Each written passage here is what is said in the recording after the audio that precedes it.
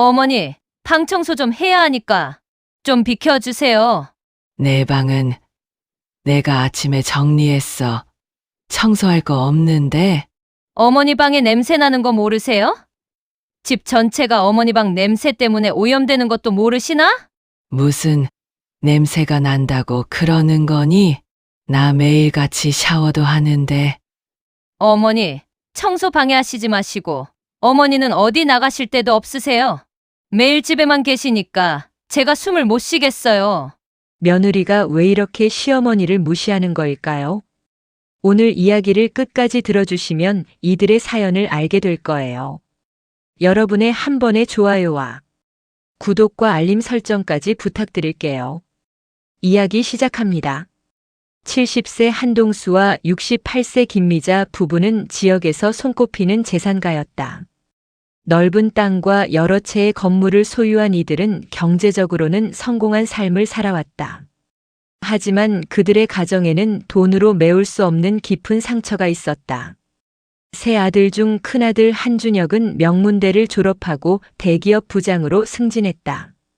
둘째 한준호는 치과의사가 되어 번화가에 자신의 병원을 운영하고 있었다. 부모는 두 아들을 자랑스러워했고 명절마다 친척들 앞에서 그들의 성공담을 늘어놓곤 했다. 문제는 막내 아들 한준석이었다. 준석은 어릴 때부터 공부보다는 손으로 무언가를 만지작거리는 걸 좋아했다. 성적은 중하위권을 맴돌았고 대학 진학 대신 고등학교를 졸업하자마자 자동차 정비 일을 배우기 시작했다. 하지만 젊은 시절 방향을 잡지 못하고 이 일, 저 일을 전전하며 부모에게 실망만 안겨주었다. 그런 준석이 35살이 되어서야 겨우 정신을 차리고 작은 카센터를 차렸다. 비록 규모는 작았지만 성실하게 일했고 단골 손님들도 조금씩 늘어났다. 그는 나름대로 삶을 읽어가고 있었다. 하지만 부모의 시선은 달랐다. 형들은 다 명문대 나왔는데 넌 왜 그 모양이냐? 한동수는 술자리에서 친척 모임에서 심지어 준석이 듣는 앞에서도 서슴없이 말했다. 막내는 그냥 나중에 조금만 챙겨줘도 된다.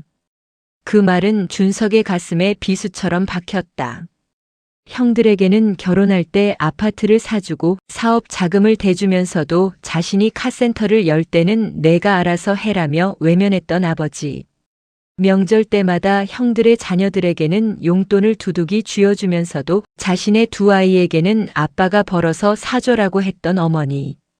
준석은 입 밖으로 내지 않았지만 마음 깊은 곳에 오래된 상처가 쌓여갔다. 명절이 되면 상황은 더욱 선명해졌다. 큰 며느리와 둘째 며느리는 시부모님께 고급 선물을 들고 와 환심을 샀다. 어머님, 이번엔 백화점에서 한우 세트 준비했어요. 아버님, 건강식품이에요. 꼭 챙겨 드세요. 시어머니 김미자는 흐뭇한 표정으로 며느리들의 손을 잡았다. 그래, 우리 며느리들 고맙지. 역시 공부 잘한 집안 딸들이라 다르네. 큰 며느리는 시부모님께 자주 안부 전화를 하고 백화점 상품권을 챙겨드렸다. 둘째 며느리는 명품 가방을 선물하며 효심을 과시했다. 한동수와 김미자는 그럴 때마다 흐뭇해하며 주변에 자랑했다. 반면 준석의 아내 윤지혜가 정성껏 담근 김치를 내밀면 김미자는 시큰둥한 반응을 보였다. 김치는 집에 많은데 뭐. 지혜가 손수 만든 밑반찬을 가져가도 마찬가지였다. 요즘은 다 사먹는 시대인데 괜히 수고했네. 윤지혜는 씁쓸한 표정으로 물러섰다. 준석은 아내의 손을 꼭 쥐었다. 말은 하지 않았지만 둘 다 알고 있었다. 이 차별이 얼마나 깊은지를.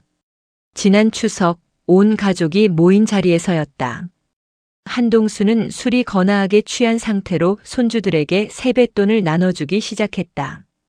준혁이 애들 여기 50만 원씩, 준호 애들도 50만 원씩, 그리고 준석의 두 아이 앞에서 잠시 멈칫했다.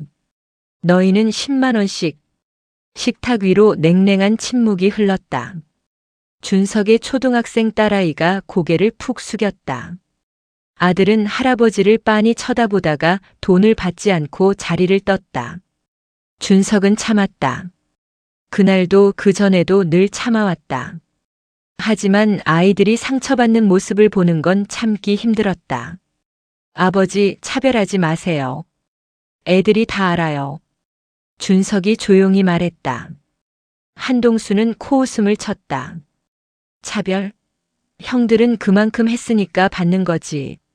넌 뭐 한 게 있냐? 준석은 더 이상 말하지 않았다. 그날 밤 집으로 돌아가는 차 안에서 아내 지혜가 눈물을 흘렸다. 당신은 아주버님들보다 못한 사람이 아니야. 당신이 얼마나 성실하게 사는데. 준석은 운전대를 꽉 쥐었다. 그의 마음속에는 오래된 상처가 켜켜이 쌓여 있었다. 사랑받고 싶었던 어린 시절의 기억, 인정받고 싶었던 청년 시절의 갈망, 그리고 지금까지도 계속되는 차별. 준석은 백미러로 뒷좌석에 앉은 아이들을 바라보았다. 아이들은 창밖을 보며 말이 없었다. 나는 절대 저러지 말아야지. 준석은 속으로 다짐했다. 부모로부터 받은 상처를 자신의 아이들에게는 절대 물려주지 않겠다고. 그것이 이 차별의 굴레를 끊는 유일한 방법이라는 걸 그는 알고 있었다. 차는 어둠 속을 달렸다. 그리고 준석의 가슴 속 깊은 곳에는 여전히 아물지 않은 상처가 조용히 자리하고 있었다. 어느 날 오후 아버지 한동수가 가슴을 잡고 쓰러졌다. 갑작스러운 가슴 통증과 함께 그는 거실 바닥에 쓰러졌고 김미자의 다급한 신고로 119가 출동했다. 심근경색이었다. 응급실에서 심폐소생술이 시행되었지만 한동수는 끝내 의식을 회복하지 못했다. 그렇게 지역의 재산가로 살아온 그의 인생은 70년 만에 막을 내렸다. 상주로 앉은 세 아들은 각자 다른 표정이었다. 큰아들 준혁은 의젓하게 조문객을 맞으며 동생들을 챙겼고 둘째 준호는 피곤한 얼굴로 예를 갖췄다. 막내 준석은 묵묵히 아버지의 영정을 바라보고 있었다. 3일장이 끝나고 장지로 향하는 차 안은 무거운 침묵으로 가득했다. 김미자는 창밖을 보며 눈물을 훔쳤다. 50년을 함께 산 남편이었다. 미움도 있었고 사랑도 있었다. 그리고 이제 그는 없었다. 장례를 마치고 집으로 돌아온 날 저녁 큰며느리 서연이가 시어머니 곁에 다가왔다. 어머니 혼자 계시면 위험해요. 연희는 김미자의 손을 잡으며 조심스럽게 말을 이었다. 아버님도 그렇게 갑자기 가셨잖아요. 어머니도 연세가 있으신데 혼자 이 큰 집에서 지내시면 무슨 일이라도 생기면 어쩌려고 그러세요. 김미자는 고개를 끄덕였다. 남편이 쓰러진 그날의 공포가 아직도 생생했다.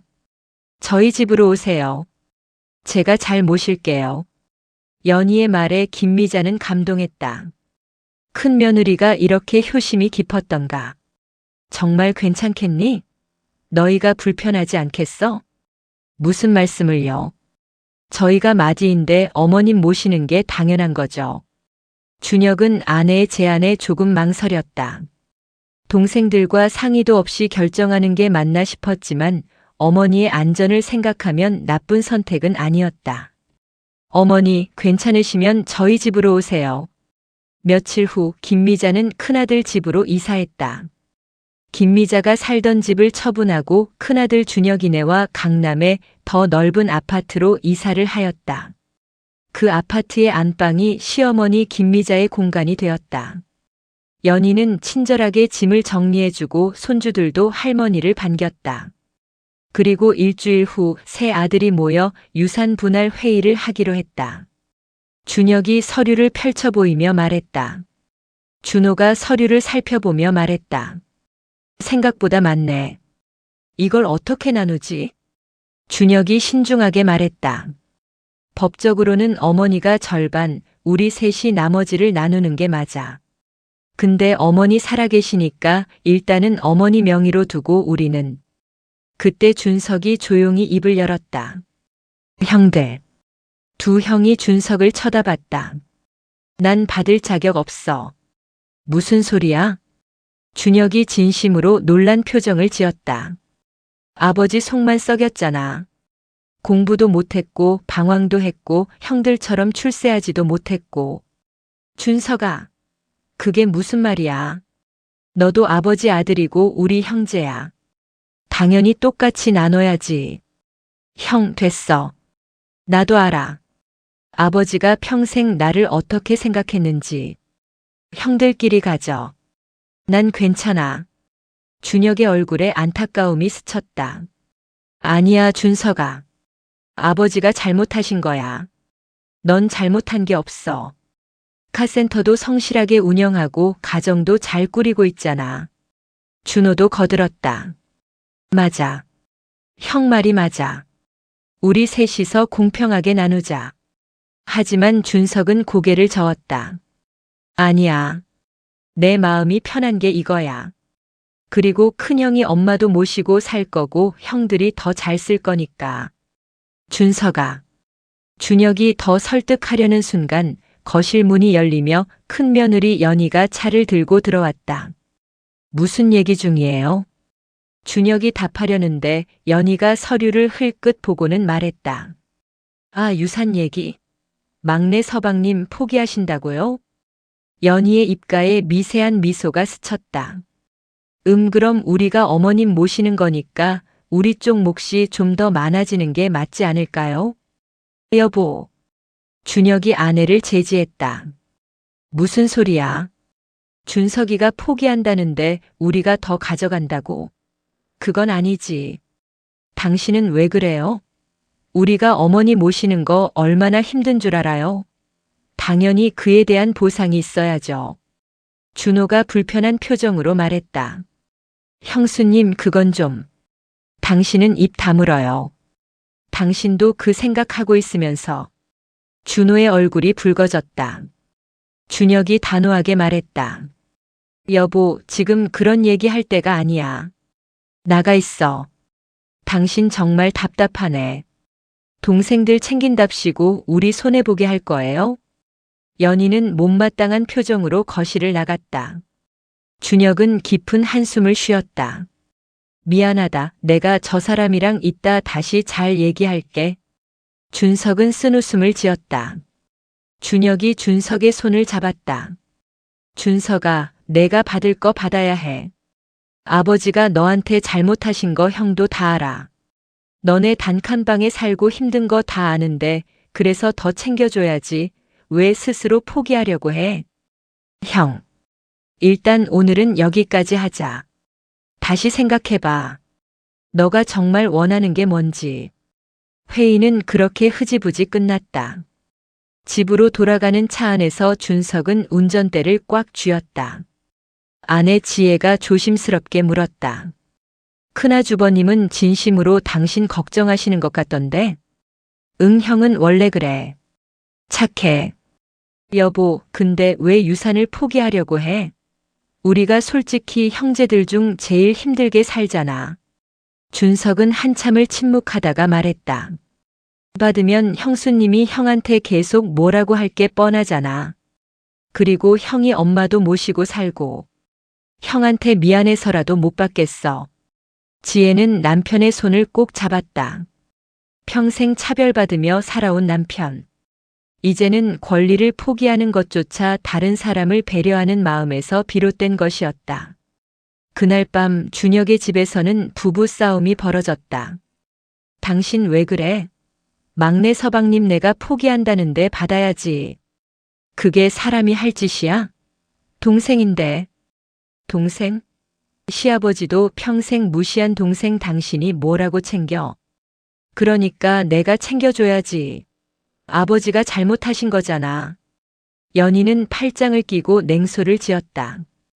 당신 그렇게 착하게 살면 우리만 손해니까 알아서 해.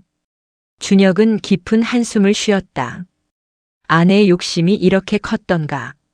아니, 어쩌면 자신이 너무 순진했는지도 몰랐다. 차가운 달빛이 두 집을 비췄다. 한 집에서는 동생을 걱정하는 형이, 다른 집에서는 권리를 포기하려는 동생이 각자의 고민에 잠겨 있었다. 그리고 그 사이에는 재산 욕심으로 가득 찬 며느리의 계산이 자리하고 있었다. 사실 유산 중에는 복잡한 부분이 있었다. 둘째 아들 준호가 운영하는 치과가 입점한 상가 건물이 그것이었다. 그 건물은 원래 아버지 한동수 명의였다. 10년 전 준호가 치과를 개원할 때 아버지가 건물 1층을 내주며 임대료 없이 쓰게 해준 것이었다. 그런데 5년 전 세금 문제가 발생했다. 한동수가 보유한 부동산이 많아 종합부동산세 부담이 커지자 세무사의 조언으로 일부 건물을 자녀 명의로 분산시키기로 했다. 그때 치과 건물이 큰아들 준영 명의로 넘어갔다. 준호야, 걱정 마. 명의만 형 앞으로 해두는 거야. 네 치과 있는 건물이니까 나중에 다 네 거야. 한동수는 그렇게 약속했다.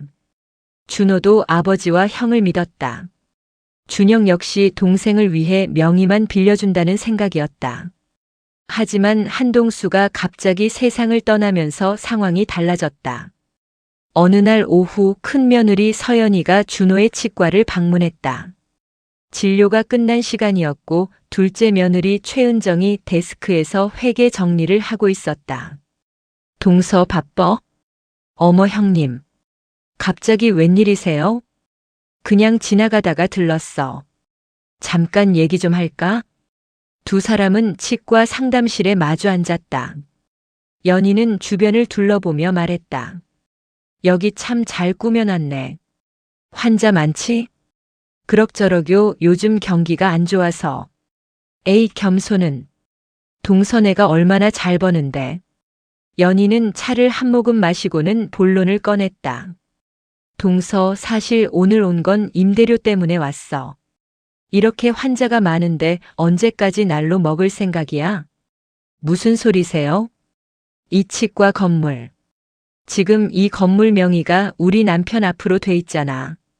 그러니까 법적으로는 우리 재산인 거지. 그건. 물론 아버님이 둘째 서방님 치과 쓰라고 주신 거 알아. 근데 이제 상황이 달라졌잖아. 우리가 어머니 모시고 있고 그 비용도 만만치 않고. 그래서 말인데 동서. 이제부터 임대료를 좀 내야 할 것 같아. 어머니 모시는 비용도 있고 우리 이 건물 관리하고 재산세 내는 것도 만만치 않거든. 치과 장사도 잘 되시니까 충분히 낼 수 있지? 은정의 얼굴이 하얗게 질렸다. 저기 형님. 그 건물 원래 아버님 거였는데요. 저희가 왜 임대료를 내요? 그래요, 원래는. 근데 지금은 우리 남편 명의잖아. 법적으로 우리 거야. 하지만 그건 세금 문제 때문에 잠깐 명의를 옮긴 거고 아버님도 나중에 그이한테 주신다고. 아버님이 서방님한테 준다는 증거 있어? 돌아가시기 전 우리에게 아예 맡기셨는데 무슨 소리야. 서방님에게 줄 생각이셨으면 명의를 돌아가시기 전에 옮기셨겠지. 계속 우리 명의로 놔두신 거 보면 알잖아. 연희의 목소리가 차갑게 변했다. 형님. 동서, 우리도 어려워. 어머니 모시는 게 공짜인 줄 알아? 한 달에 병원비, 생활비 얼마나 드는데. 아니, 우리가 어머니 모시는 비용 대달라는 것도 아니고 치과 임대료 내라는데. 이게 뭐 잘못됐어? 위치도 좋고 환자도 많고 장사도 잘 되면서 왜 그래? 은정은 말문이 막혔다. 연희는 일어서며 마지막으로 말했다. 다른 곳 임대료보다는 싸게 받을게. 다음 달부터 월 300만 원만 내. 이것도 많이 깎아준 거야. 300? 응. 이 위치에 이평수면 500은 넘게 받아야 하는데 그래도 동서니까 300으로 해주는 거야. 연희는 그렇게 말하고 치과를 나갔다. 은정은 그 자리에 멍하니 앉아 있었다. 손이 떨렸다. 이게 무슨 일인가? 시아버지가 남편을 위해 마련해준 건물인데 갑자기 임대료를 내라니. 은정이 준호에게 형수가 다녀와 임대료를 내라고 했던 말을 하였다. 뭐라고? 준호의 얼굴이 붉게 달아올랐다. 형님이 임대료를 내래. 월 300만 원. 그게 무슨 소리야? 그 건물은 아버지가 나한테 주신 거야. 명희만 형 앞으로 잠깐 옮긴 거라고. 나도 그렇게 말했지만 형님이 증거 있냐고 그러는데 뭐라고 해. 준호는 주먹을 불끈 쥐었다. 평생 형을 믿고 따랐다. 건물 명의를 형 앞으로 옮길 때도 한치의 의심 없이 그러려니 했다. 그런데 이제 와서 임대료를 내라니. 형수가 미쳤어? 아니, 형은 뭐 하는 거야? 준호는 준혁의 회사로 찾아갔다. 준혁이 로비에서 기다리는 준호에게 반갑게 손을 흔들며 다가왔지만 준혁은 다짜고짜 형의 멱살을 잡았다. 야, 이 자식이 갑자기 무슨 일이야? 이거 놓고 말해. 네가 형이야? 네가 어떻게 나한테 이럴 수 있어? 이거 놓고 말로 해. 무슨 소리야 대체. 형수가 오늘 낮에 우리 치과 와서 앞으로 300만 원 임대료 내라면서 증거 타령했는데 니네 둘이 짜고 이러는 거지. 뭐? 그게 대체 무슨 소리야? 난 모르는 일이야. 몰랐다고? 그럼 형수가 혼자 결정하고 임대료 내라고 한 거란 말이야? 잠깐만 준호야.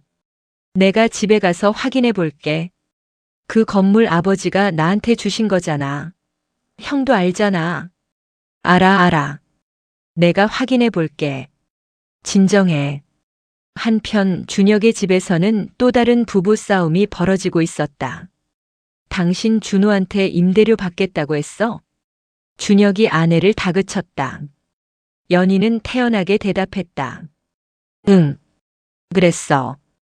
그게 왜? 왜긴 왜야? 그 건물 준호 거라고 아버지가 주신 거잖아. 증거 있어? 유언장? 문서?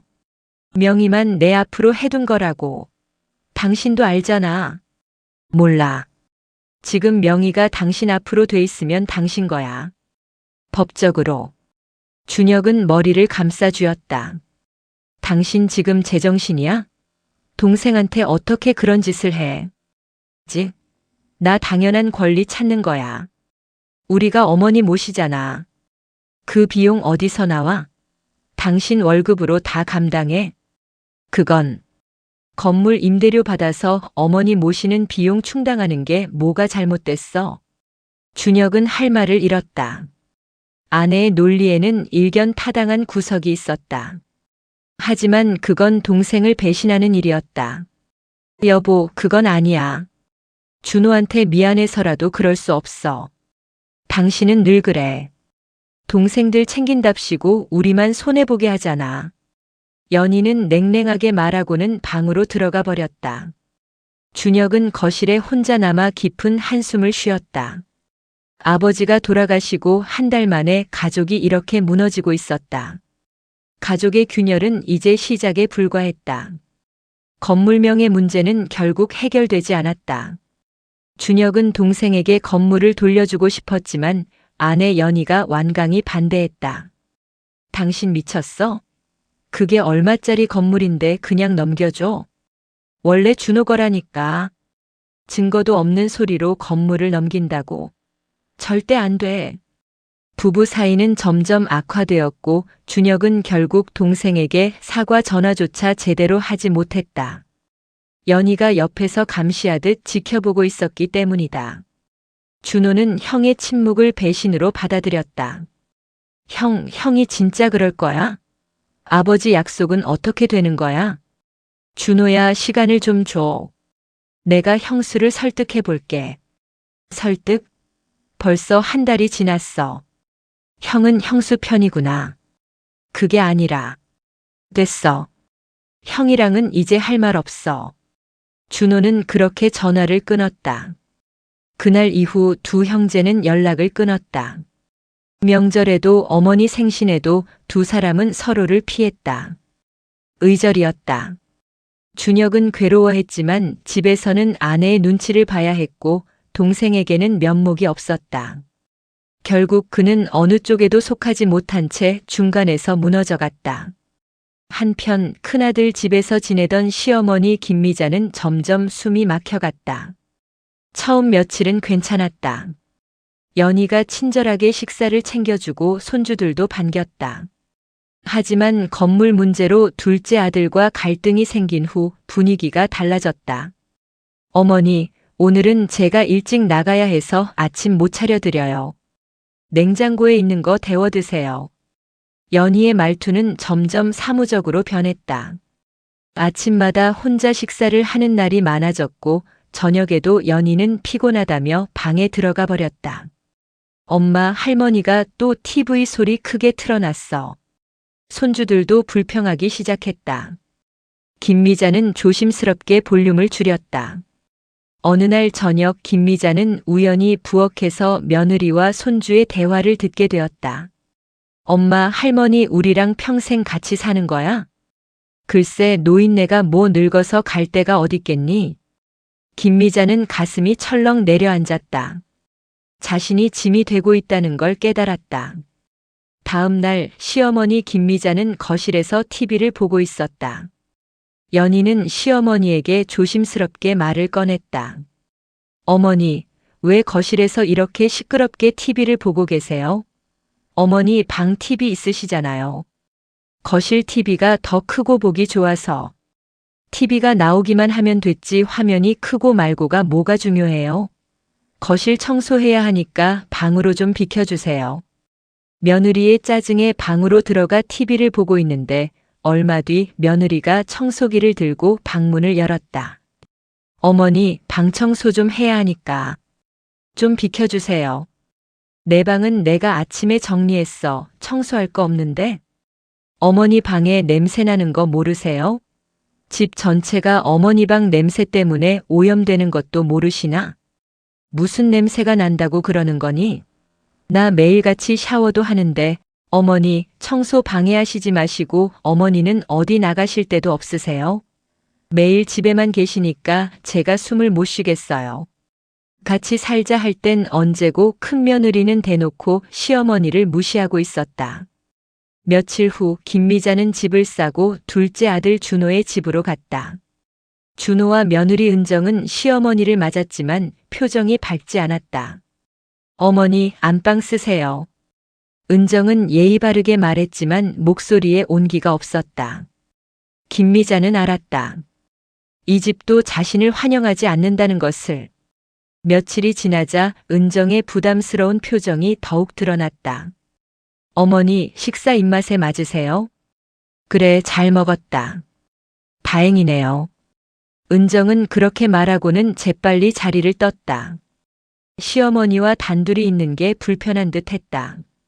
저녁 시간 은정은 치과 일로 늦게 들어왔다. 김미자는 혼자 저녁을 먹었다. 어머니, 죄송해요. 오늘 환자가 많아서. 괜찮아. 하지만 괜찮지 않았다. 김미자는 이 집에서도 자신이 짐짝처럼 취급받고 있다는 걸 느꼈다. 어느 날 밤 김미자는 화장실에 가려다가 부부의 대화를 듣게 되었다. 여보, 어머니 언제까지 계시는 거야? 글쎄 형네 집에서도 못 견디셨으니 우리가 모셔야지. 그래도 우리 둘 다 바쁜데 내가 어머니를 어떻게 챙겨? 미안해. 조금만 참아봐. 이 핑계로 치과 상가 등기 우리 명의로 옮기라고 할 생각이야. 김미자는 조용히 방으로 돌아왔다. 가슴이 먹먹했다. 큰아들 집에서도 둘째 아들 집에서도 환영받지 못했다. 그날 밤 김미자는 잠을 이루지 못했다. 큰아들 집에서도 쫓겨났고 둘째 아들 집에서도 짐이 되었다. 살던 집도 처분하여 이제 갈 곳이 없었다. 문득 막내 아들 준석의 얼굴이 떠올랐다. 평생 차별했던 그 아들. 남편과 함께 무시하고 상처 주었던 그 아들. 준석이는 나를 받아줄까? 김미자는 눈물을 흘렸다. 평생 못난 자식이라고 무시했는데 이제 와서 그 집 문을 두드린다는 게 부끄러웠다. 하지만 다른 선택지가 없었다. 다음 날 아침 김미자는 준석에게 전화를 걸었다. 떨리는 손으로 막내 아들에게 전화를 걸었다. 여보세요? 준석아, 엄마야. 엄마, 무슨 일이세요? 저기 엄마가 며칠 너네 집에 가도 되겠니? 전화 너머로 잠시 침묵이 흘렀다. 엄마, 지금 큰형네 집에 계시는 거 아니었어? 엄마가 사정이 좀 있어서. 며칠만 있다 갈게. 준석은 한참을 망설이다가 대답했다. 알겠어. 엄마, 우리 집으로 와. 목소리에는 복잡한 감정이 섞여 있었다. 이틀 후 김미자는 짐을 챙겨 막내 아들 집 문을 두드렸다. 작은 빌라의 낡은 대문. 큰아들, 둘째 아들의 넓은 아파트와는 비교도 되지 않았다. 문이 열리고 준석이 나타났다. 그는 어머니를 보자 환한 웃는 표정을 지었다. 엄마, 어서 와. 김미자는 막내 아들의 얼굴을 보며 눈시울이 붉어졌다. 평생 사랑하지 않았던 아들. 이제 마지막으로 기댈 곳은 그뿐이었다. 준석아, 미안하다. 준석은 어머니의 짐을 들어주었다. 작은 집이었지만 따뜻했다. 아내 지혜가 나와 시어머니를 맞았다. 어머니 오셨어요. 그래, 패 끼쳐서 미안하구나. 아니에요. 들어오세요.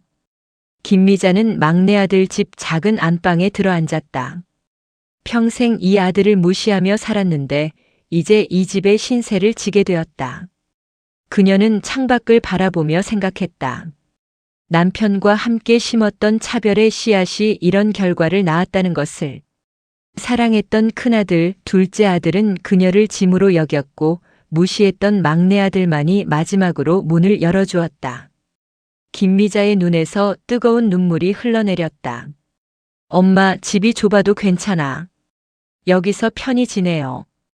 준석은 어머니에게 자신의 방을 내주고 자신과 아내 지혜는 아이들과 넷이서 한 방에서 잤다. 방 2칸짜리 다세대 빌라. 아이 둘, 아내, 그리고 어머니까지 5식구가 비좁게 살아야 했다. 하지만 이상하게도 그 집엔 오랜만에 따뜻한 가족의 냄새가 퍼졌다. 아내 지혜는 매일 아침 시어머니를 위해 식사를 정성껏 차렸다. 큰아들네, 둘째 아들네와는 달랐다. 짐이 아닌 가족으로 대했다. 어머니, 오늘은 북어국 끓였어요. 드셔보세요. 고맙구나. 김미자는 며느리의 손을 꼭 잡았다. 평생 이 며느리를 무시했는데 이제 와서 이런 대접을 받으니 눈물이 났다. 아이들도 할머니를 챙겼다. 할머니, 오늘 학교에서 이런 일이 있었어요. 그래? 얘기해봐. 손주들과 도란도란 이야기를 나누는 시간. 큰아들네, 둘째 아들네에서는 불편하게 눈치를 보며 지냈는데 여기서는 달랐다. 한 달이 지났다. 김미자는 막내 아들 가족이 자신 때문에 얼마나 불편하게 지내는지 알았다. 좁은 집에서 거실에서 자는 아들을 보며 가슴이 아팠다. 어느 날 김미자가 아들 준석은 말했다. 그때 유산 상속할 때 너도 너목 챙기지. 그랬으면 집도 좀 넓혀서 이사 가고 그럴 수 있었을 텐데. 내가 평생 아버지 속만 썩였는데 어떻게 아버지 유산을 받아.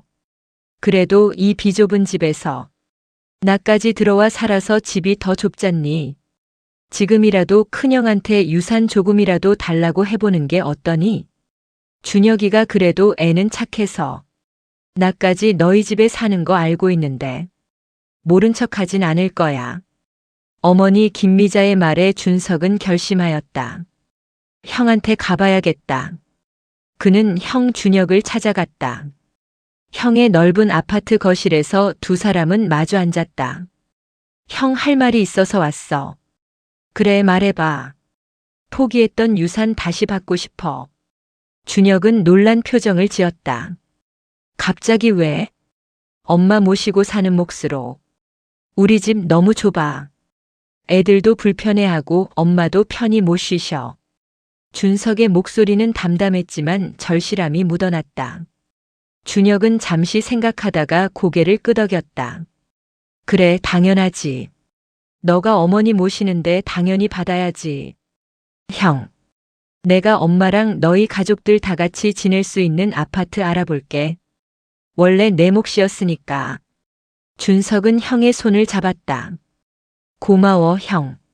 미안해, 준석아. 내가 진작에 이렇게 했어야 하는데. 두 형제는 오랜만에 진심으로 대화를 나눴다. 그날 저녁 준혁은 아내에게 말했다. 여보, 준석이한테 아파트 하나 사줄 거야. 연희의 표정이 굳어졌다. 뭐라고? 어머니 모시고 있잖아. 당연히 줘야지. 당신 미쳤어? 연희가 소리쳤다. 막내 서방님이 먼저 포기했잖아요. 이제 와서 달라고 한다고 줘? 어머니를 모시는데 아파트 하나 사주는 게 당연하잖아. 당연해? 우리가 몇 억을 그냥 줘? 원래 준석이 몫이었어. 원래가 어디 있어? 포기했으면 끝이야. 부부의 목소리가 점점 커졌다. 연희는 남편을 똑바로 쳐다보며 말했다. 당신 그거 주면 나랑 이혼하는 줄 알아. 선택해. 여보, 나랑 동생이랑 뭐가 더 중요해? 준혁은 말문이 막혔다. 아내의 눈빛이 차갑게 식어 있었다. 그때부터 진짜 폭풍이 시작되었다. 그 후 며칠 뒤 큰아들 준혁 부부는 오늘도 여김없이 싸우고 있다. 큰 며느리 연희가 거실에서 소리쳤다. 준혁은 피곤한 표정으로 아내를 바라봤다. 여보, 준석이가 어머니 모시고 있잖아. 당연히 줘야지. 당연해? 몇 억짜리 아파트를 그냥 줘? 엄마 모신다는 이유로. 그럼 어머니 다시 우리 집 오라고 그래. 그리고 어머니 본인이 갑자기 막내 아들 내갔지 뭐 우리가 나가라고 했어. 당신이 솔직히 엄마 불편하게 눈치 계속 줬잖아. 그리고 엄마 모신다는 이유로. 그게 얼마나 큰일인데. 당신 혼자 판단해서 재산을 왜 마음대로 줘? 연희의 목소리는 날카로웠다. 아이들이 방문을 열고 걱정스러운 얼굴로 쳐다봤다. 엄마 아빠 왜 싸워? 들어가 있어. 연희가 소리쳤다. 아이들은 겁에 질려 방으로 들어갔다. 여보, 진정해. 애들이 보잖아. 진정하라고. 당신이 우리 재산 날리는데 어떻게 진정해? 우리 재산이 아니야. 아버지 유산이고 형제들이 나눠 가져야 할 거야. 네 동생이 그때 포기했잖아. 그럼 끝난 거야. 준혁은 깊은 한숨을 쉬었다. 여보, 당신 이러면 안 돼. 동생이 어머니 모시는데 그리고 준석이네 집 방둑한에 어머니 모시고 준석이랑 재수 씨랑 애들이랑 넷이서 한 방을 쓴대잖아. 우리가 도와줘야지. 누가 그러고 살래? 어머니 다시 우리 집으로 오라 그래 그럼. 어쩌자는 거야? 연희는 방으로 들어가 짐을 싸기 시작했다. 준혁이 뒤따라갔다. 여보, 뭐 하는 거야? 집 나갈 거야. 당신이랑 못 살겠어. 여보, 당신은 늘 그랬어. 동생들 챙긴답시고 우리만 손해보게 하잖아. 건물도 그렇고 이제 아파트도 그래. 나는 더 이상 못 참아. 이혼해. 뭐? 이혼하자고. 한 달 후 연희는 이혼 소송을 제기했다.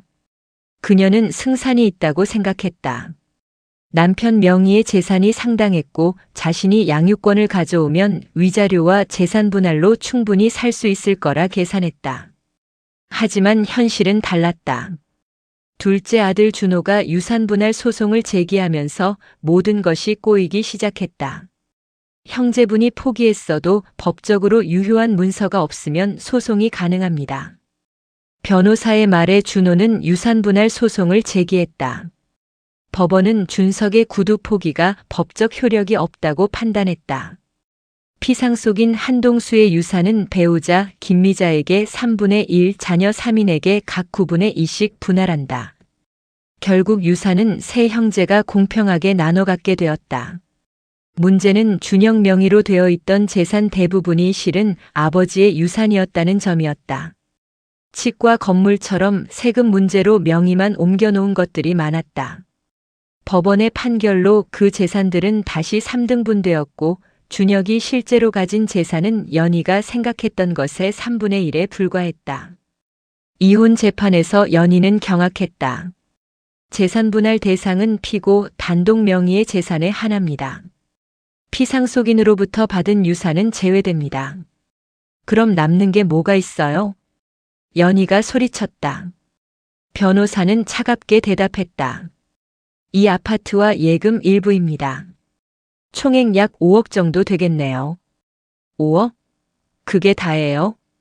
연희는 최소 20억은 받을 수 있을 거라 생각했다.